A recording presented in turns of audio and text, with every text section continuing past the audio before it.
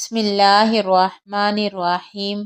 علم ایک ایسی نعمت ہے جس سے انسان خود بھی روشنی پاتا ہے اور دوسروں کے لیے بھی روشنی کا ذریعہ بنتا ہے، لیکن اگر کوئی شخص علم رکھنے کے باوجود اسے چھپائے، لوگوں تک نہ پہنچائے، تو وہ دراصل اندھیروں کو بڑھا رہا ہوتا ہے۔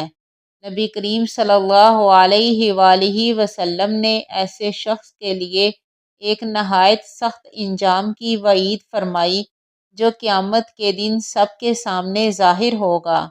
حضرت ابو ہریرہ رضی اللہ عنہ بیان کرتے ہیں، رسول اللہ صلی اللہ علیہ وآلہ وسلم نے فرمایا، جس شخص سے علم کی کوئی بات پوچھی جائے جسے وہ جانتا ہو، پھر وہ اسے چھپائے، تو روز قیامت اسے آگ کی لگام ڈالی جائے گی۔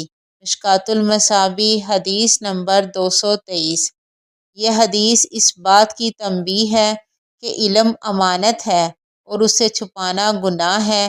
اگر کوئی شخص علم رکھتا ہے، چاہے وہ دینی ہو یا دنیاوی، اور لوگ اس سے سوال کریں، پھر وہ تکبر یا حسد کی وجہ سے چھپائے، تو قیامت کے دن اسے آگ کی لگام پہنائی جائے گی۔ اس سے معلوم ہوا کہ علم بانٹنا عبادت ہے اور علم چھپانا خیانت ہے۔ علم وہی بابرکت ہے جو دوسروں تک پہنچے۔